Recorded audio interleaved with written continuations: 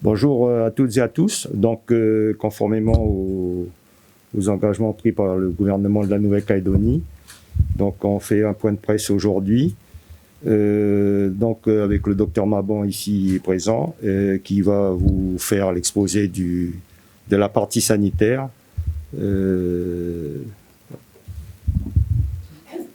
Tout d'abord, je voulais vous dire, je vais enlever mon masque puisqu'on a respecté les distances, que aussi bien le docteur que moi, on peut l'enlever. Merci.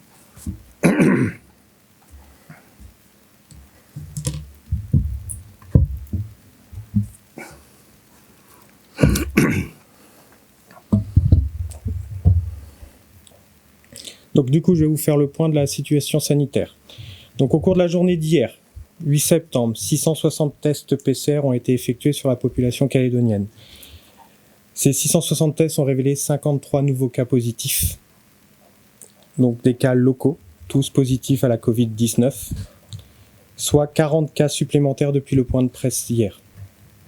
Ces 53 nouveaux cas vont porter à 66 le nombre de patients positifs Covid en Nouvelle-Calédonie. Je précise, 66 patients positifs au niveau de la PCR.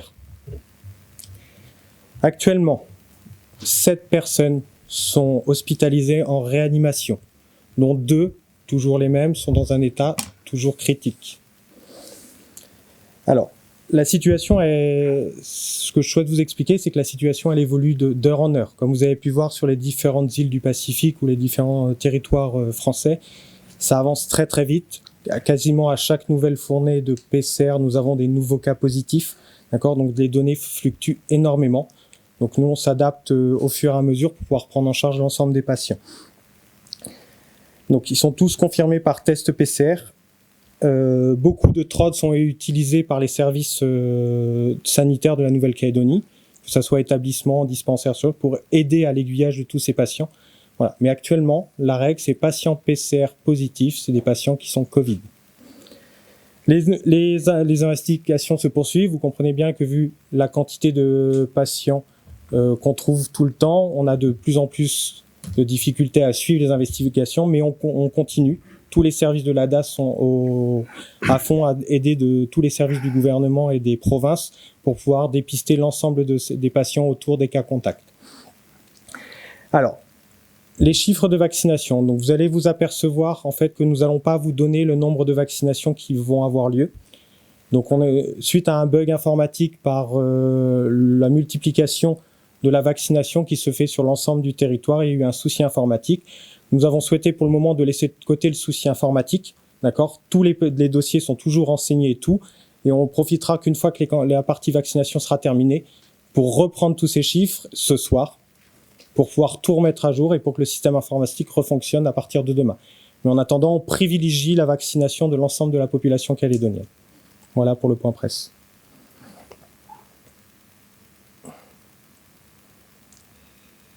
Donc, comme vous l'avez entendu, la situation évolue d'heure en heure et que naturellement, devant ce constat, il faut déployer une stratégie de lutte. Et tous les moyens doivent être mis en œuvre. Et en particulier, les vaccins, les tests, mais surtout le personnel. Et on sait très bien que compte tenu de la situation sanitaire en Nouvelle-Calédonie, le président Mapou a décidé de mobiliser tout le personnel médical et paramédical disposé à soutenir les dispositifs de lutte contre le virus qui est déjà là. Le gouvernement a décidé et demande instamment à tous les volontaires du pays, quels qu'ils soient, je vais dire en congé, retraités, disponibles, que ce soit des médecins, des pharmaciens, infirmiers, sages-femmes, chirurgiens dentistes, techniciens de laboratoire, et même les vétérinaires, qui exercent en libéral, qui soient à la retraite, de se manifester pour remplir un formulaire mis en ligne sur le site du gouvernement. Cela pour qu'on puisse les cibler, les situer, qui se manifestent parce qu'il est certain qu'on en aura besoin. Et ces personnels-là constitueront une forme de réserve sanitaire. au service de la Nouvelle-Calédonie. D'avance, je les en remercie. Il y va de la protection de la Nouvelle-Calédonie et des Calédoniens. Je voudrais insister également sur les opérations de dépistage. Vous avez vu depuis 2-3 jours, je crois que c'est le 3e jour aujourd'hui, l'évolution est très rapide et qui a suscité même des embouteillages par les opérations de mise en place d'une campagne de dépistage coordonnée par la DAS dans différentes structures de soins. Elle doit aider à cartographier l'infection et identifier les clusters. Les opérations, ce sont cela. Aujourd'hui, la capacité de dépistage totale, je parle de Medipol, du CHN au nord, de Calédobio, est pour le moment d'environ 800 tests PCR par jour. C'est suffisant, je le répète, c'est suffisant, mais l'usage des tests doit être optimisé. Et là, je vais surtout leur dire aux citoyens, il est inutile de se faire dépister avec un test PCR si vous ne présentez aucun symptôme. Seules les personnes présentant de sérieux symptômes grippaux, nez qui coule, fièvre, associés à une perte de goût et d'odorat, doivent se faire dépister de leur propre chef, ou sur conseil du médecin traitant, ou celui de la DAS. Je répète encore, de sérieux symptômes. Ça évitera d'avoir des embouteillages pour des personnes qui n'en ont absolument pas besoin. Les personnes qui présentent les symptômes évoqués doivent s'isoler, respecter les gestes barrières, porter un masque, se signaler auprès de leur médecin pour obtenir une ordonnance de dépistage, ou aller se faire tester dans un centre de dépistage, et surtout s'isoler à son domicile en attendant le résultat. C'est important. Je pense qu'il ne faut pas aller se faire dépister et puis après se promener. On dirait on doit être confiné, normalement on ne doit pas se promener. Les personnes qui ont été en contact avec une personne positive doivent attendre 5 jours pour se faire tester, pas tout de suite, ce qui correspond au temps d'incubation. Avant ce délai, le test est inutile. En revanche, il ne faut pas attendre plus longtemps pour se faire dépister dans ce cas précis. Je pense que les citoyens qui entendent doivent s'y tenir, sinon on va faire un gaspillage de tests et des personnes positives sortiront alors qu'elles auront peut-être un test négatif à un moment donné. Il est important d'insister sur ce point. Il est inutile de se faire dépister avec un test PCR si vous ne présentez aucun symptôme. Beaucoup de gens sont asymptomatiques, se sont rendus dans les centres de dépistage. C'est contre-productif et je vous l'ai dit, ils encombrent les files d'attente. Le test PCR est le test de référence, c'est le plus sensible et le plus fiable. Les cas annoncés quotidiennement ne concernent que les cas confirmés avec ces tests. Les cas qui peuvent vous être annoncés par d'autres sources intègrent des résultats de tests antigéniques moins sensibles et qui peuvent révéler des faux positifs. Donc, il faut s'en tenir à ce qu'on vous dit pour éviter de créer des moments de panique et surtout des moments de stress qui font que les gens se précipitent dans les centres de dépistage. Mais dans tous les cas, le respect des gestes barrières et les mesures d'isolement vous protègent et protègent les autres. C'est le meilleur moyen de se protéger, c'est le respect des gestes barrières. Donc, 2 rappels importants. Les personnes qui se rendent dans les centres de vaccination doivent être masquées et respecter la distanciation sociale. Il ne faut pas que les gens s'agglutinent. Il me semble que je suis passé ce matin, j'ai vu encore des distanciations qui étaient insuffisantes. Les personnes souffrant d'allergies doivent se faire vacciner dans un centre hospitalier, Medipol, CHN, de Koné. Elles ne doivent pas se rendre dans les vaccinodromes ou les autres centres de vaccination. Voilà, ce sont sur ces recommandations-là sur lesquelles il y a une grande attention à avoir, parce que il y va de l'efficacité de la lutte contre le virus et surtout du dépistage. Les contacts utiles, les infos pratiques. Hein. Surtout, n'appelez pas le centre 15, hein, le SAMU. Il ne faut surtout pas l'appeler celui-là, parce qu'il est destiné aux autres malades. Les questions relatives au Covid ou en cas de symptômes, c'est le 05 02 02, de 8h à 17h, du lundi au vendredi. Toutes les questions relatives au confinement, c'est le 26 63 26, de 8h à 16h, ou le site bref Covid, bref PREF Covid-19 nouvelle-calédonie.gouv.fr.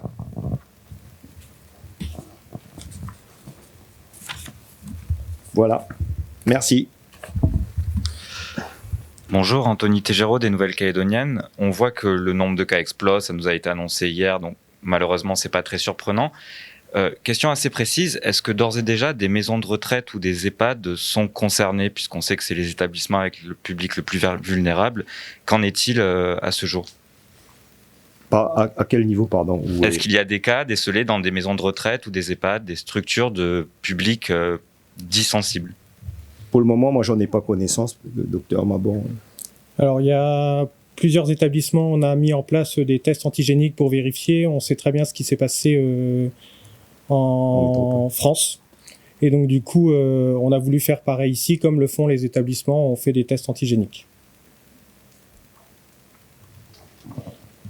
Nicolas Legrand, Radio Rythme Bleu. Une question concernant la gestion des cas contacts. Avec le nombre de cas positifs qui se multiplient, on va de plus en plus confronter à cela. Vous avez rappelé qu'ils doivent rester isolés chez eux durant 5 jours. Le monde économique se pose des questions. Qui prend en charge ces personnes, ces salariés, quand ils sont arrêtés 5 jours? Est-ce que c'est un arrêt maladie? Est-ce que c'est du chômage Covid? Est-ce que c'est du congé? Que fait-on de ces gens-là? Qui les prend en charge? Pour le moment, au niveau du gouvernement, on s'attache à étudier la question, parce qu'il n'y a pas seulement que les cas de 5 jours, il y aura d'autres cas, et même éventuellement la fermeture de l'entreprise, et de savoir quelles seront les prises en charge à ce moment-là. Mais en tous les cas, aujourd'hui, c'est prématuré d'en parler, puisqu'on doit s'attacher justement à faire une coordination au niveau réglementaire. Mathieu Rinderel pour Calédonia. Du coup, le nombre de cas se multiplie. Est-ce que vous pourriez préciser un petit peu la répartition géographique justement de ces cas? Est-ce qu'il y a des foyers qui sont clairement identifiés en fonction de... Alors, sur les clusters, on en a plus d'une dizaine. Où on a vraiment identifié des vrais clusters, plus d'une dizaine. Encore des patients qu'on n'arrive pas à attacher à des clusters. Ils sont répartis sur l'ensemble de la Nouvelle-Calédonie.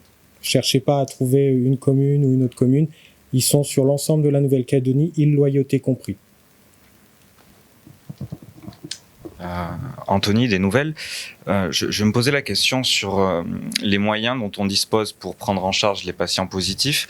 Est-ce que si ce nombre de cas explose, on aura toujours les moyens d'assurer une vaccination, d'assurer le rythme de vaccination? Vous faites appel à une sorte de réserve sanitaire avec des bénévoles. Comment on pourrait s'organiser si les personnels soignants sont déjà très mobilisés sur les patients par rapport à la vaccination? C'est bien le sens même de l'appel aux volontaires, hein, pour la vaccination, puisque le personnel professionnel, je vais dire, à l'exemple qui sera en réanimation ou à l'hôpital, seront mobilisés sur l'hôpital, et sur les vaccinodromes, on compte bien sur les professionnels qui sont libres, ou tout au moins disponibles. Donc, je pense que c'est possible de le faire, oui.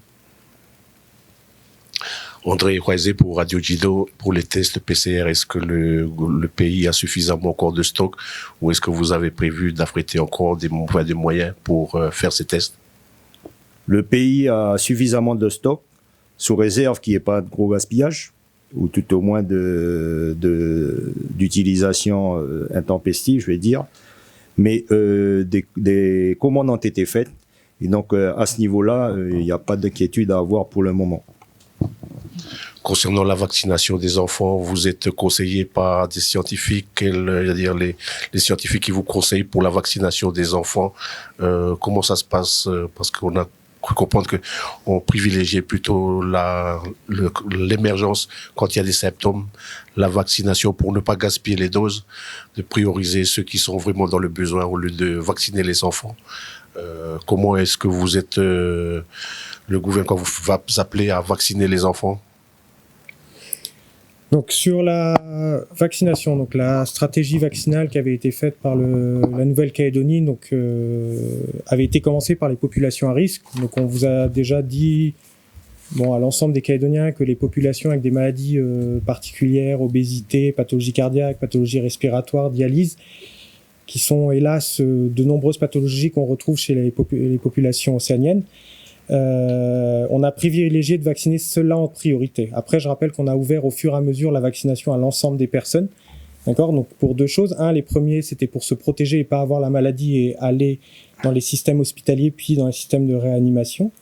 Les deuxièmes, c'est pour aussi, ils sont toujours porteurs du virus, mais ils diminuent la contagiosité quand ils sont vaccinés.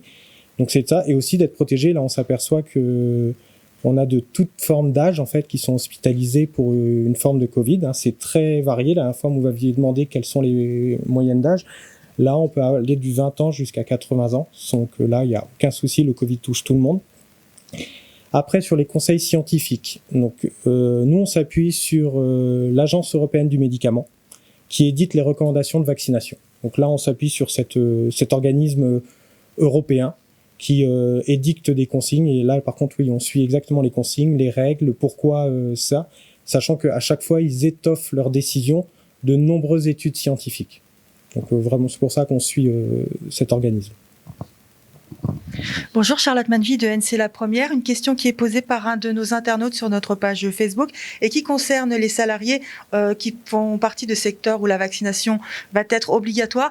Que se passera-t-il le 1er novembre si un salarié refuse de se faire vacciner et sera-t-il menacé par exemple d'un licenciement ou d'une suspension du contrat de travail ? Il me semble pas que dans le texte qui est prévu, qu'il y ait des mesures de licenciement ou des suspensions de salaire qui étaient prévues là-dessus. C'est surtout un plan de continuité de l'activité qui doit être vu. Et donc à ce niveau-là, c'est surtout l'entreprise, c'est surtout au niveau de l'entreprise que l'on devra porter toute notre attention pour qu'il y ait moins d'impact sur le personnel. Vous avez parlé d'une capacité de 800 tests par jour. Lors des assises du Covid, il était plutôt fait état d'un besoin de l'ordre de 3 à 4 000 tests par jour, justement pour dépister au plus tôt et isoler les cas. Est-ce que vous pouvez apporter des précisions là-dessus, s'il vous plaît ? Donc c'est une question de stratégie. Donc la stratégie vaccinale, donc la stratégie de dépistage actuellement, il y a plusieurs possibilités. Soit on fait une stratégie de PCR à tout le monde. C'est très consommateur en termes de produits, de réactifs et tout ça, en termes de temps et de ressources humaines. D'accord ? 3000 tests, oui. D'accord ? Donc c'est du matériel. Mais c'est autant d'agents et de personnel formés pour pouvoir faire ces tests. Chose que, hélas, c'est une population qui est extrêmement difficile à avoir et on ne peut pas faire ça. Après, on a d'autres possibilités qui sont ce qu'on appelle les tests rapides d'orientation diagnostique. Et donc, c'est ce genre de tests qu'on peut faire. D'accord ? Et là, pareil, on a énormément de tests qu'on pourrait faire sur les populations calédoniennes. Et comme Monsieur Slamet vous a dit, nous repassons des commandes auprès de l'État pour pouvoir être approvisionnés avec plus de tests. Donc vous avez parlé de 66 cas donc de personnes Covid+. Est-ce que on a une idée du nombre de personnes qui sont vaccinées sur ces 66 cas ? Alors donc les données remontent tout au fur et à mesure, d'accord ? Donc là actuellement, ce que je peux vous dire, c'est que pour les 7 patients qui sont en réanimation, aucun ne sont vaccinés. D'accord ? Pour les autres données, on précisera au fur et à mesure. Pour la question de vaccination obligatoire, les discussions que vous avez avec l'État, le Congrès a voté effectivement la vaccination obligatoire. Maintenant, est-ce que vous avez obtenu de l'État qu'il y ait contrôle depuis Paris de tout ce qui doit venir ici, qu'il soit systématiquement, du moins, vacciné et puis contrôlé? Le décret pour les personnes entrant sera signé par l'État. Il sera pris par l'État et de façon imminente. Donc, ce qui veut dire que les personnes entrant sur le territoire devront être obligatoirement vaccinées. Sur les 66 cas positifs, combien sont actuellement placés à l'hôpital? Est-ce que certains sont placés en hôtel? Et est-ce qu'on a un ordre d'idée des tests antigéniques qui ne sont pas officiellement recensés, mais qui donnent un ordre d'idée sur certains territoires comme les Loyautés? Est-ce qu'on a un ordre d'idée de combien de positifs non officiellement recensés aujourd'hui? Merci pour la question. Alors, sur la partie, donc oui, on a plusieurs patients hospitalisés au CHT, on a des patients en hôtel. D'accord. Alors, quand je suis parti pour venir ici, le chiffre, on avait un chiffre.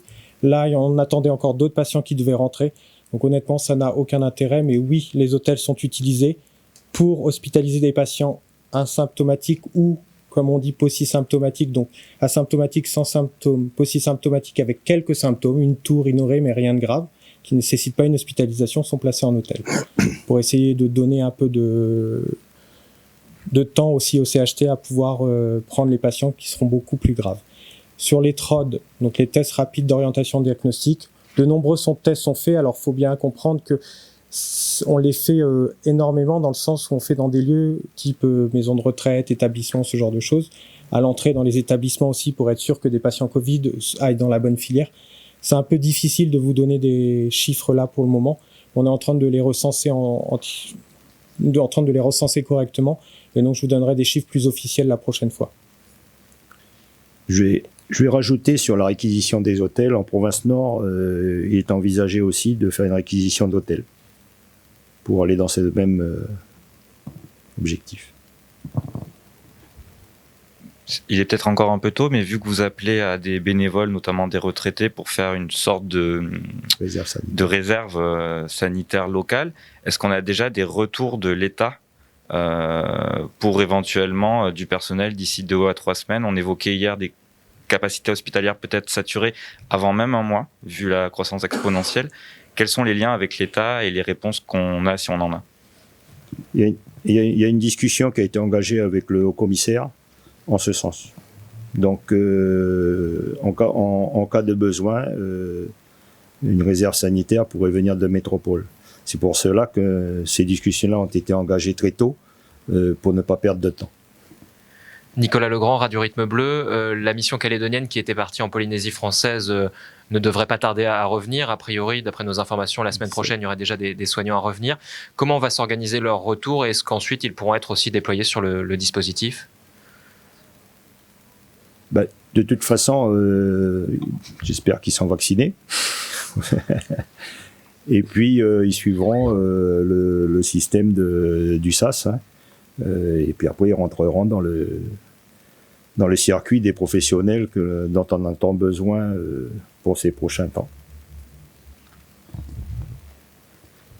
Est-ce que si on a énormément de cas, pour du personnel vacciné qui reviendrait, le SAS sanitaire est-il toujours utile? Pardon? Le SAS sanitaire de 7 jours, si ce personnel est vacciné, testé négatif, est-ce que le SAS a encore du sens si on a de très très nombreux cas pour ce personnel? Dure question. Oui.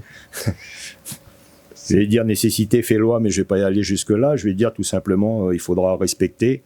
Mais j'espère que la semaine prochaine, c'est vrai que je confirme qu'ils arriveront la semaine prochaine et que la situation, même si elle est accélérée ces derniers jours, j'espère qu'elle ne sera pas multipliée par 40 ou par 50 parce que quand bien même que leur arrivée viendrait, je vais dire, ce serait un tout petit renfort.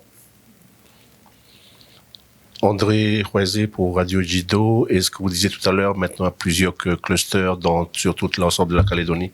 Parmi les mesures de prévention, est-ce que vous ne prévoyez pas des kits de prévention pour permettre, du moins, d'atténuer les premiers symptômes qui peuvent apparaître chez les Calédoniens, des kits qui peuvent les aider à ne pas tout de suite être contaminés?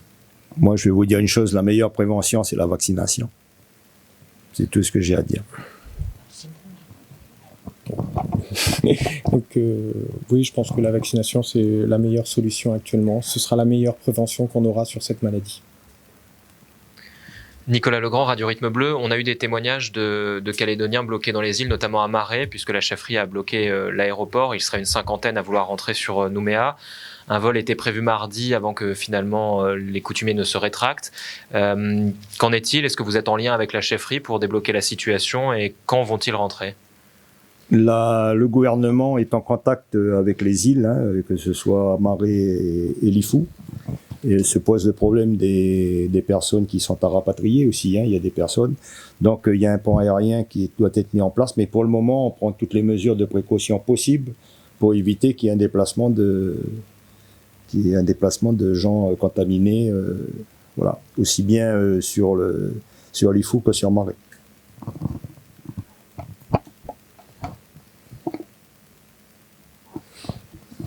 Bon, ce sera la dernière question. Il y a un arrêté d'encadrement du prix des masques et du gel qui a été pris. On n'a pas eu beaucoup plus de détails. Est-ce que vous pourriez préciser un petit peu quels sont les tarifs qui Il n'a pas été pris. Il a été discuté, mais il n'a pas été pris pour le moment. Donc, sa mise en application va être mise ultérieurement. En tous les cas, c'est jour prochain, mais pour le moment, non. On ne l'a pas encore pris formellement. Merci.